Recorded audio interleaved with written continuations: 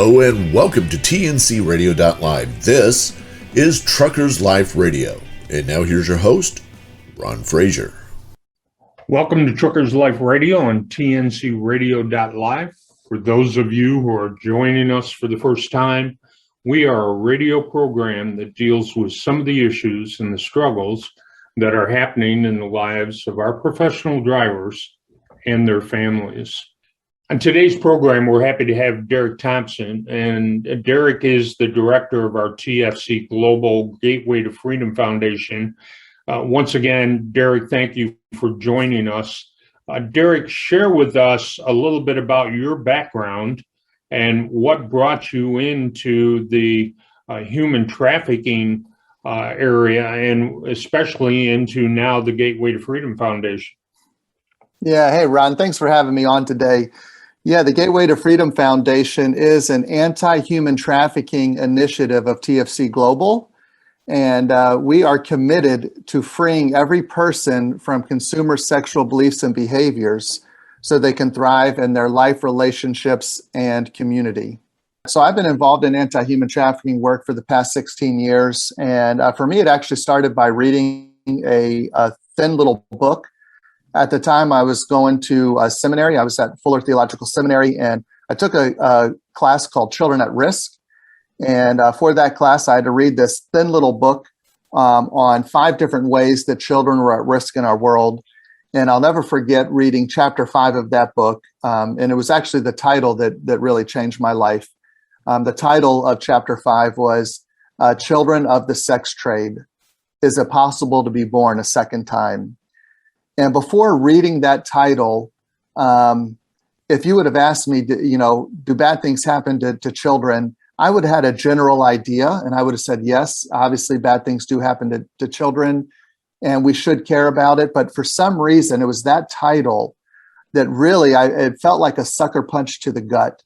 And it really just took the wind right out of me, and was my first introduction to this reality that young people are being recruited and groomed into sex trafficking. And not only is it happening overseas, but it's happening right here in the United States as well. So that's what started my 16-year journey. I started off as a student, and I read as much as I could about this and went to conferences and just wanted to know if this really is happening, what's being done to end it.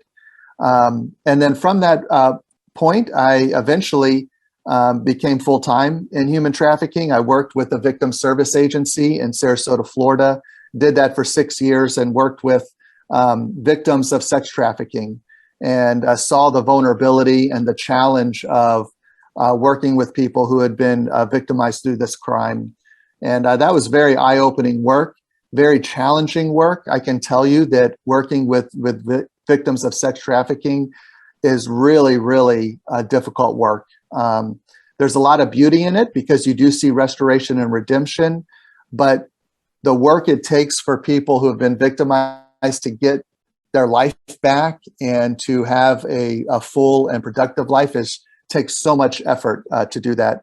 So I worked for 6 years in victim services, and all the while developed a passion for combating the demand for consumer sex. And that's why I joined TFC Global to lead their Gateway to Freedom Foundation. Derek, what is human trafficking? Take some time here to define that for us. I mean, we've heard the terminology, we've probably seen the signs, but for the most part, I would have to believe most of the general public and maybe some of the trucking community doesn't understand what it is.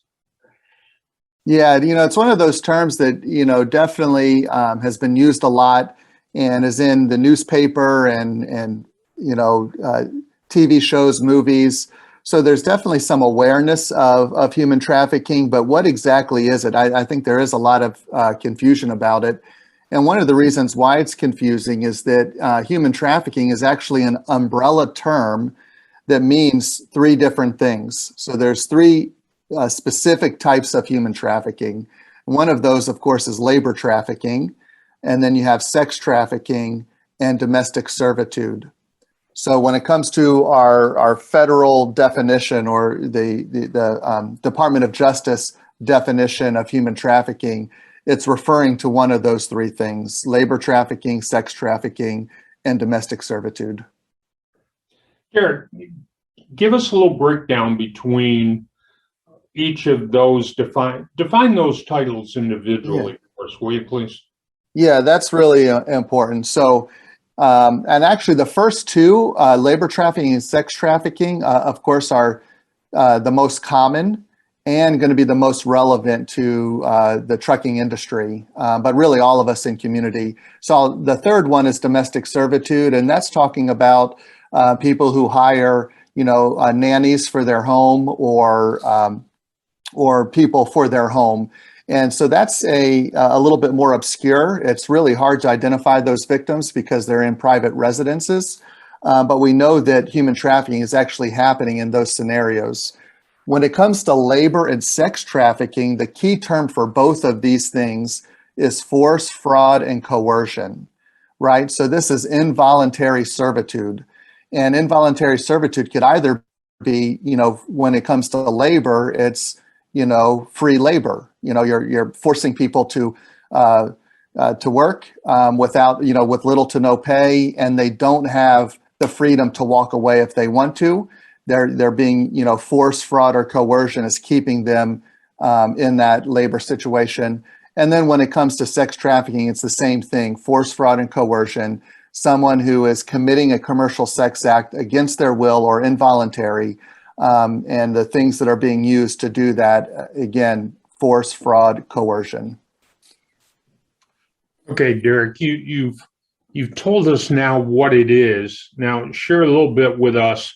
Really, who are the victims of human trafficking, and based on your definitions, the things that you have just shared with us? Yeah, and I should say that what we really focus on at the Gateway to Freedom Foundation is sex trafficking. We zero in on that. It's not to say that we also, our training and the services we have wouldn't be helpful for those in labor trafficking or even domestic servitude, but our primary focus is really focused on sex trafficking. And what we find actually is that when it comes to victimization, who the victims are, it really can be anyone. So there's no like, what's the word I'm looking for? There's no, all right, let me redo that. What's the word I'm looking for there, Ron? Darn. There's no common profile for a sex trafficking victim. Sometimes we, would tend to think that it's people in poverty or that are really struggling, maybe even from a war-torn area. So we kind of tend to think people that are in desperate need are victims of trafficking. But what the reality is that anyone can become a sex trafficking victim. There are definitely victims that come from good homes, that were going to school and, were hiding it from their parents. Boys and girls are also victims. Again, there's no common profile of who a victim might be. Derek, share a little bit about, how do people get caught up in human trafficking, whether that be as a trafficker or someone being trafficked? Yeah, it's a really great question, Ron. How people get caught up in human trafficking.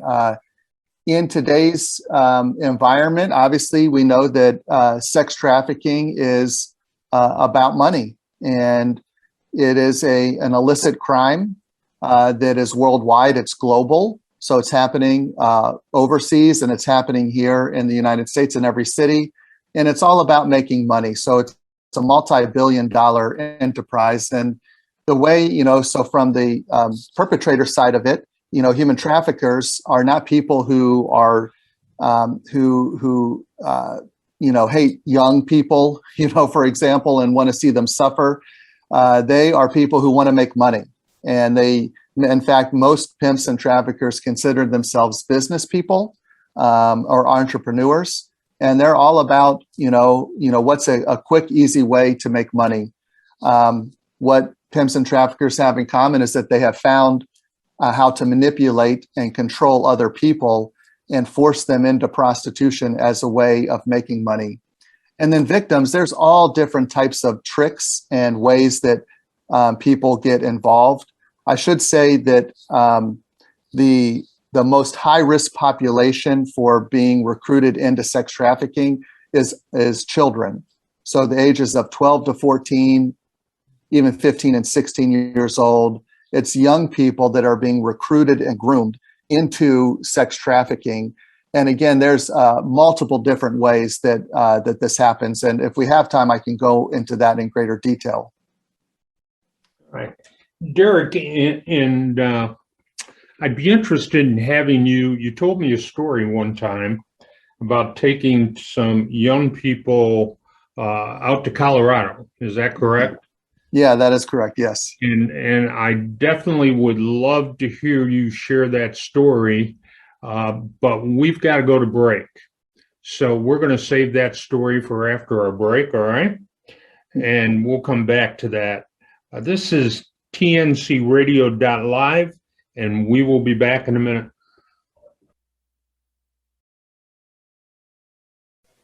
Hi, friends. I'm Marcia Campbell. Join me Thursday evening at 6 p.m. on TNCRadio.LIVE.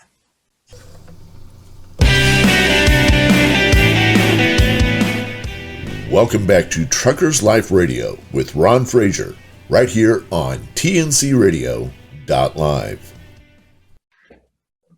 We're on with Derek, and Derek is the director of Gateway to the Freedom Foundation, which is a TFC Global initiative. Derek, before the break, I asked you to prepare to tell us a story about a trip you took with some young people to Colorado that would probably give us some insights as to, the trafficking issue and how it's just not relative to the trucking industry. So, Derek, if you would you share that story with us and let us know what that did for your thinking concerning human trafficking?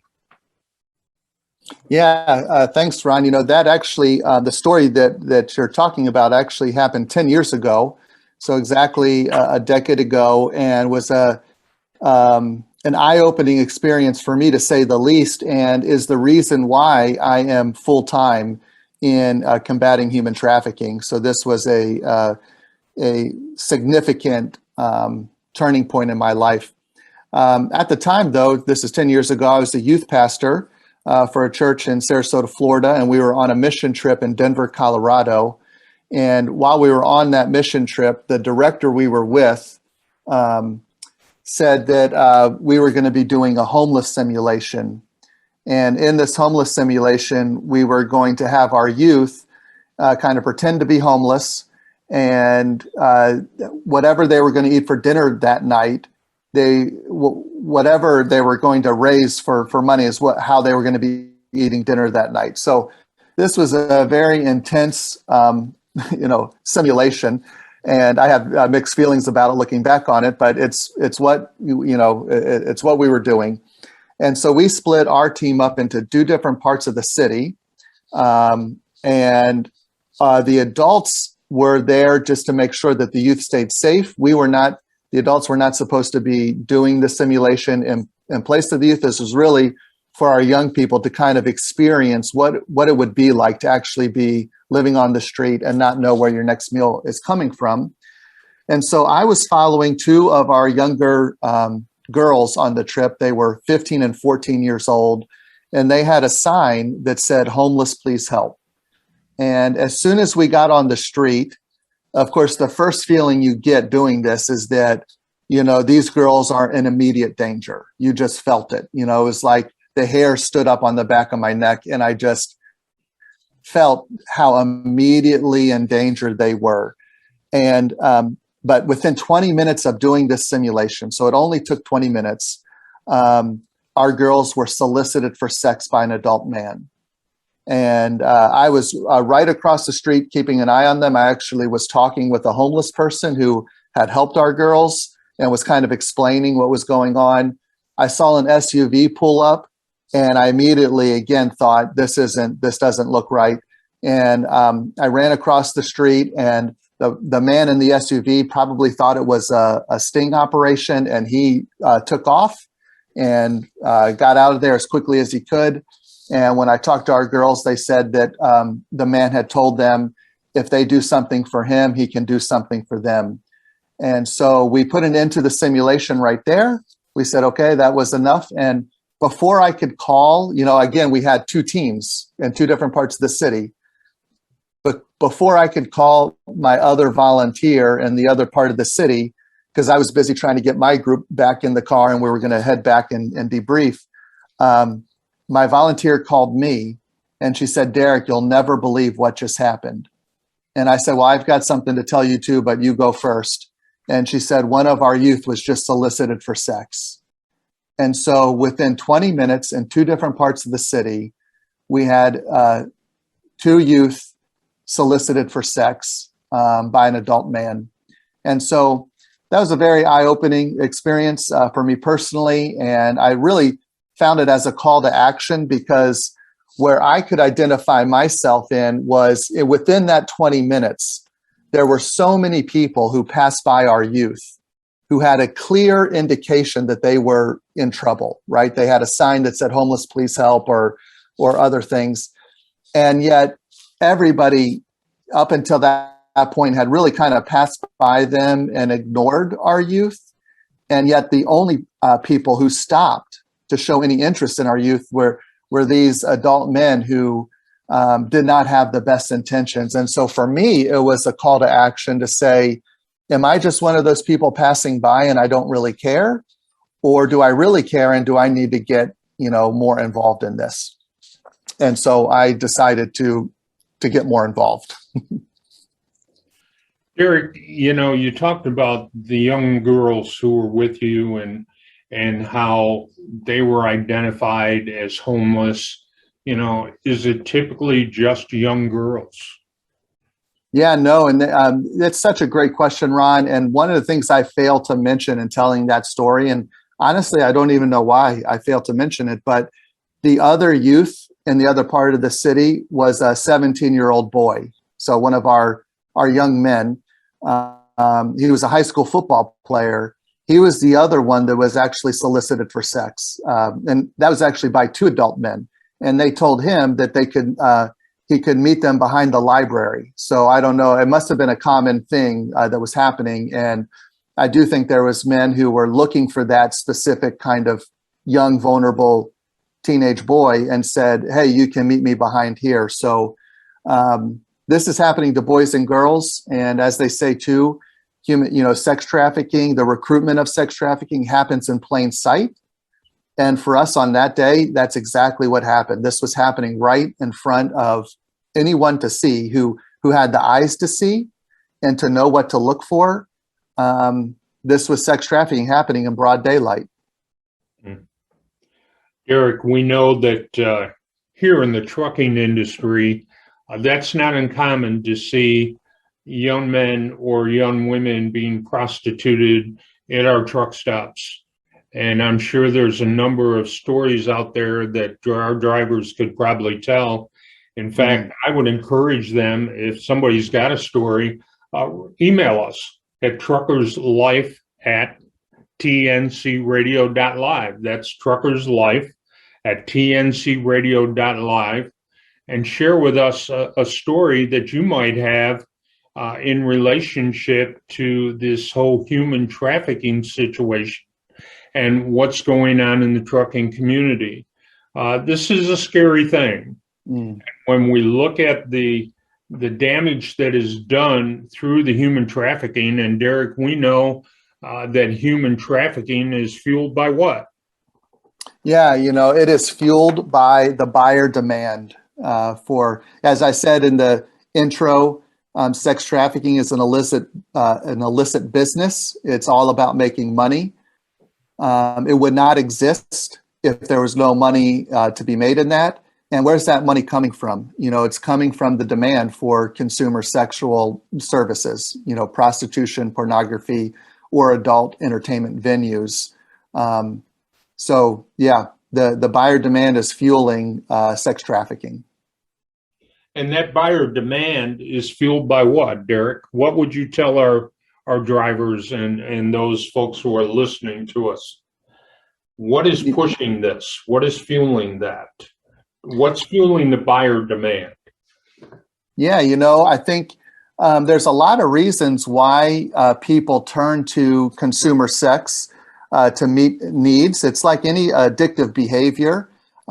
We turn to it because we have an emotional need that we're looking to meet. Maybe we know that it could be caused by broken marriages or depression. But whatever it is, there is something that is driving this behavior that's saying, this is going to somehow fix whatever's ailing me. But just like any addictive behavior, if we're turning to whether it's an illicit substance or we're turning to prostitution or pornography, what we find is that is not the solution. That's actually becomes a big part of the problem. And we see people that then feel trapped in this behavior. In fact, Ron, it's interesting that when it comes to prostitution, for example, over 1/3 of active buyers of people who are caught in this behavior say they desperately wish they could stop, right? So this is a behavior that they're going out, they're looking to kind of fix something in their life, whatever that is, and consumer sex is something that they feel like will fix that for them. And what they find out, though, is not only has it not fixed their problem, but it's made it tremendously more worse. Well, Derek, I have some more questions for you, but again, we have to go to break. So this is Truckers Life Radio on TNCRadio.LIVE, and we'll be back in just a few.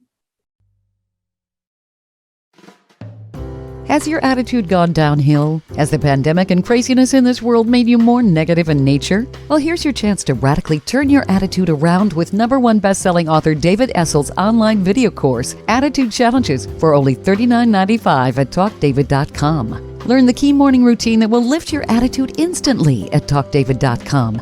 Eliminate procrastination for a more powerful attitude with David's video course, Attitude Challenges, only $39.95 at TalkDavid.com. Order your course today at TalkDavid.com.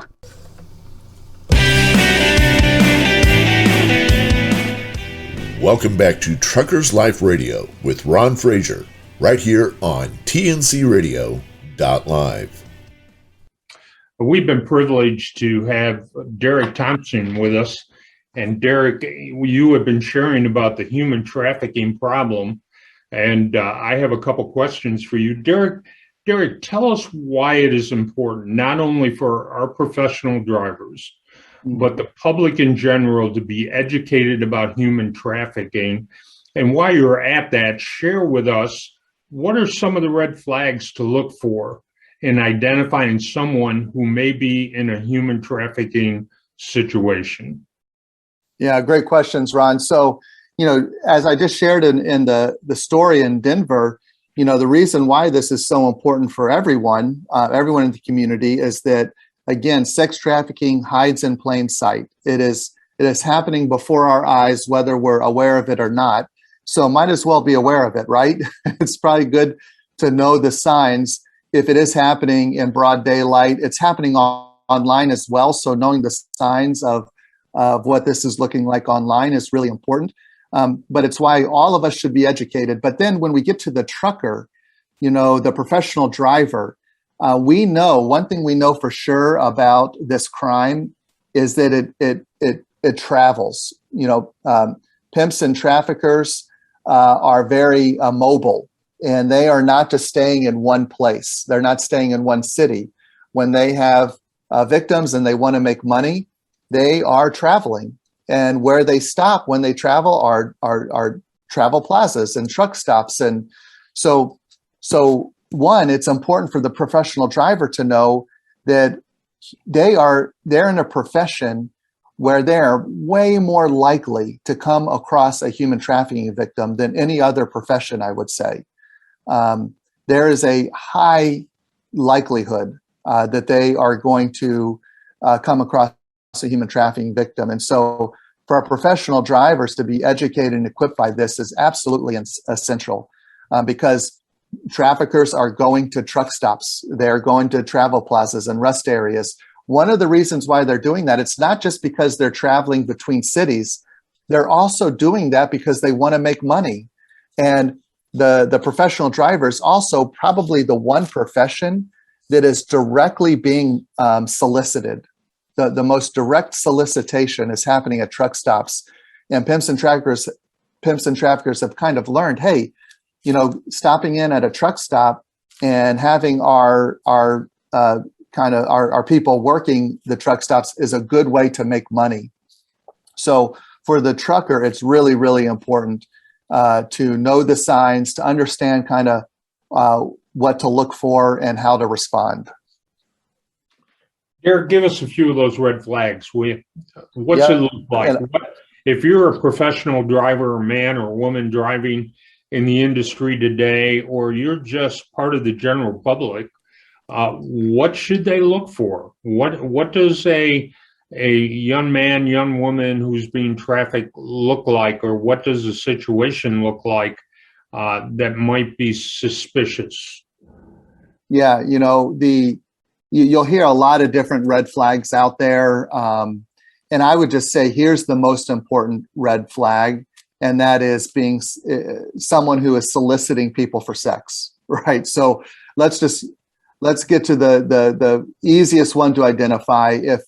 If you are a professional driver, and let's say you're at a truck stop and you see a woman, maybe she appears to be young or even old, or a male, and they're going from truck to truck and they're soliciting people, or that's what's happening, that they're soliciting people, then there's a very high likelihood that actually is a trafficking victim, and would be a red flag to look for.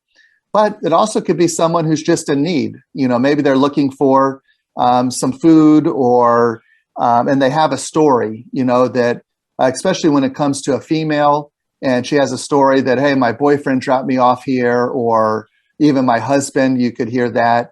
And I'm in need of some money for X, Y, or Z, or some food.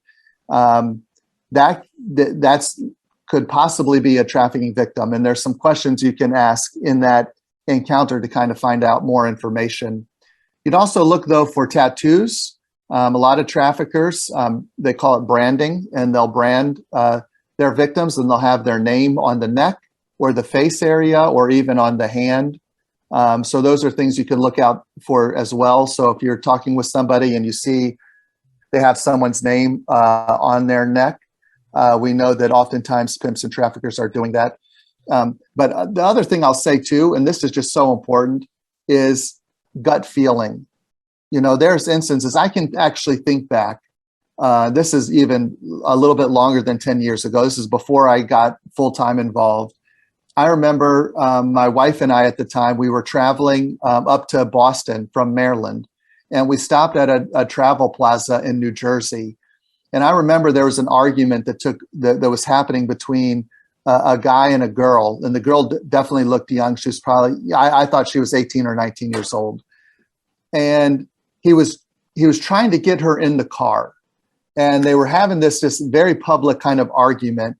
And I remember just having that gut feeling. At that point, I knew something about human trafficking, and it was a gut feeling. I was just like, something is not right with this. And what bothers me still to this day is that I wasn't aware of what I could do.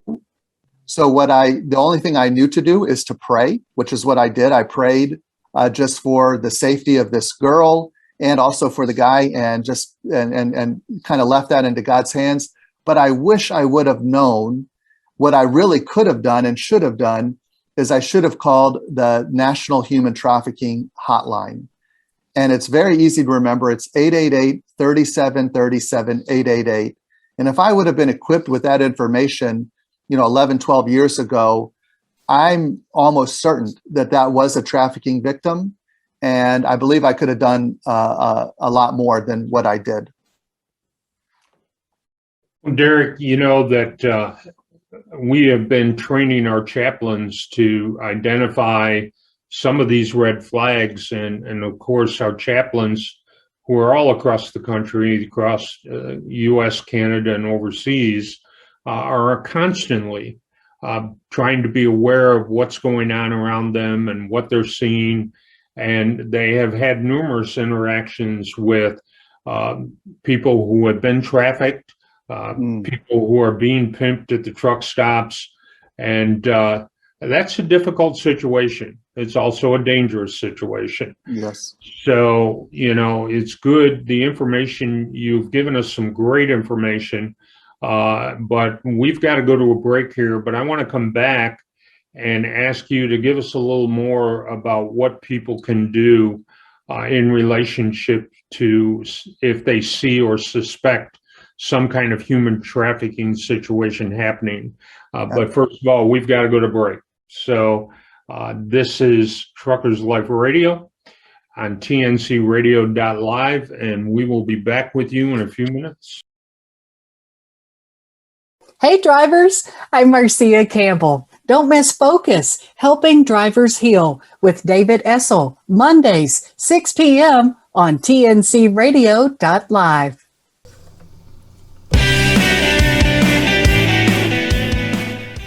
Welcome back to Truckers Life Radio with Ron Frazier, right here on TNCRadio.LIVE.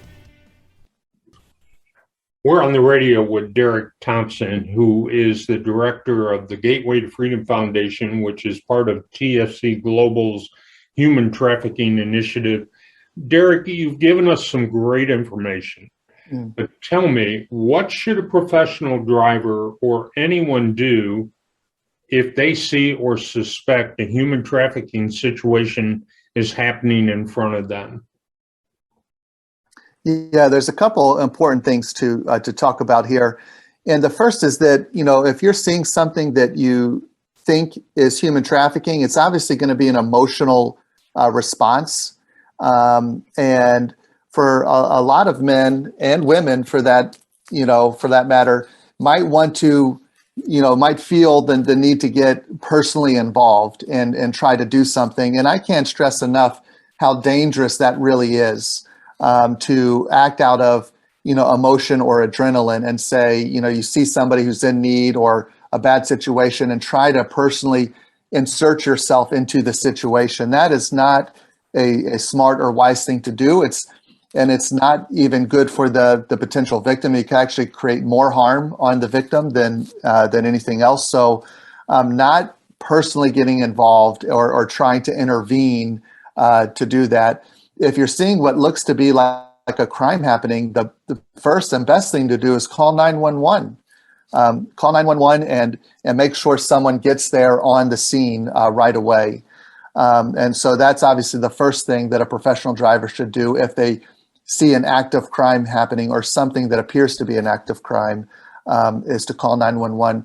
The second thing, though, is to do what I said I wish I would have done 11 to 12 years ago. When I saw the scene unfolding and I had that gut feeling, I knew this wasn't normal. There was something that this was completely off about this. I should have called the human trafficking hotline, and I should have given all the details. Details are so important.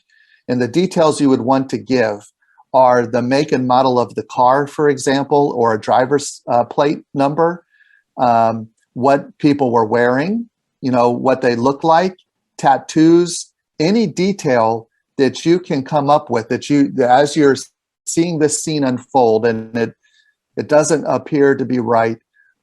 You want to get as much detail as possible and then call the human trafficking hotline, 888-3737-888.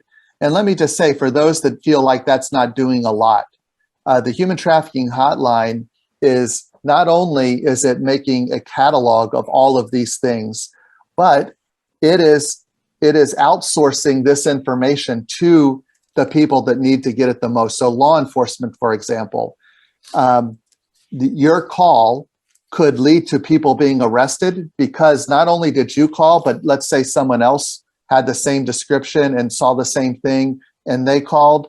This is exactly what law enforcement needs in order to make arrests and to get people. And it also could happen in real time. So there was a scenario where a Uber driver was driving. I'll give just a quick example of this. an Uber driver was driving three women in the back of his car, two adults and one that appeared to be a minor. And again, he had that gut feeling. It didn't feel right. Something was off here. And he was dropping them off at a hotel. And when he dropped them off at the hotel, he called the human trafficking hotline, 888-3737-888. He gave the description, all the details, where he was, the hotel, and all of that. And within a short period of time, law enforcement were there and they made the arrest. And this made the news that human trafficking happened. And so this ended up being a really successful example of why that the hotline is so important and that it can happen in real time. It can really make a difference. So that's what we share with all of our people that we're training is to call the hotline, to have details, and not to insert yourself personally into the situation. I know that there's some men that's what they want to do. You want to intervene. You want to be the hero that saves the day kind of thing. And that mentality can really be harmful. Again, not just for the driver or the person inserting themselves into that situation, but also for the victim. Victims experience retaliation and can get hurt. Or if a trafficker thinks that, that victim now is being identified as a victim, there are instances where they kill them or they do terrible things to make sure that they're not connected to that person. Eric, we've only got a few minutes left, but I want to ask you what's out there to help those guys or those people who are addicted to the commercial sex industry or to pornography. What do you have? Where can they go to find some help? Give me a brief, 2-minute scenario. Yeah, absolutely. This is what the Gateway to Freedom Foundation specializes in. We specialize in connecting people who are struggling with consumer sex to intervention pathways. And that's what we say, these are pathways. There are pathways that lead to freedom. And for us at Gateway, we have the Live Free Community app, which is a powerful online community of men who are supporting one another in sexual purity and freedom. And then we also have the Gateway to Freedom workshop that we are bringing to Pennsylvania. And we are so excited about this. The workshop is such a powerful weekend for men that are struggling with various types of unwanted sexual behavior, and is where we get our name, Gateway to Freedom, right? The Gateway to Freedom workshop is truly that gateway that leads to freedom. It's not the end. People who come to this weekend it's not just 3 days that's going to cure them, but it is a strong foundation that will help men get free from this unwanted sexual behavior. And what's exciting about this is when more men get free from consumer sexual behavior, then that's taking money out of pimps and traffickers' pockets, right? And that's what's going to lead to ending sex trafficking, and why we get so passionate about freeing people from consumer sex. Derek, we appreciate all that you've been able to share with us today. We thank you for coming and joining us on the program. Once again, we want to thank our listeners for joining our program and remind you that we can be reached at Truckers Life at TNCRadio.LIVE, or if you would like help with a struggle you are having in your life or in your family, or you just want to share a story with us, you can contact us at TFC Global at 717-426-9977. Again, that's 717-426-9977. Or you can email us at info@tfcglobal.org. Again, that is info@tfcglobal.org. Derek, it's been a real pleasure having you with us today, and we thank you. I'm sure there's a whole lot more that we could cover. I know there's many stories that you know and I know in relationship to the human trafficking, but our desire is that a little bit of time that we've spent together today will be an eye-opener for those who are not only the professional drivers out there that we love and support, but also the community as a whole. And Derek, as I understand it, you are willing to come out and put on a youth at risk seminar for any church or group, organization, or school that would want you to come. And so I would just ask you to be aware of that. And Yes. Derek, I'm sure, would be happy to come out and speak to you guys about the human trafficking situation in our country today. So, Derek, thank you for joining us. We were happy to have you with us, and we'll have you back again. Yeah, thank you, Ron, for having me. We want to encourage you to stay tuned over the next few weeks. We will be having with us Tom Wolf next week, and we'll be talking to him and his wife. He was a professional driver for a number of years, is now a counselor, and we want to talk about the marriage situation in the trucking industry. The week after that, we will have Doug Smith, who is with Covenant Trucking, come share his life and testimony and how he went from having nothing to working at Covenant. The following week after that, we are going to have Brad Huddleston, and Brad is going to share with us about the digital cocaine issue in our country today and how that is affecting the trucking industry and the general population. And then in November 1st, we are going to have Ellen Voye, who is the head of Women in Trucking, and we are going to talk about that very issue. What it's like to be a woman in trucking and what it takes to become a woman in trucking. So we encourage you to stay tuned over the next few weeks and join us to hear what these amazing people have to share with us.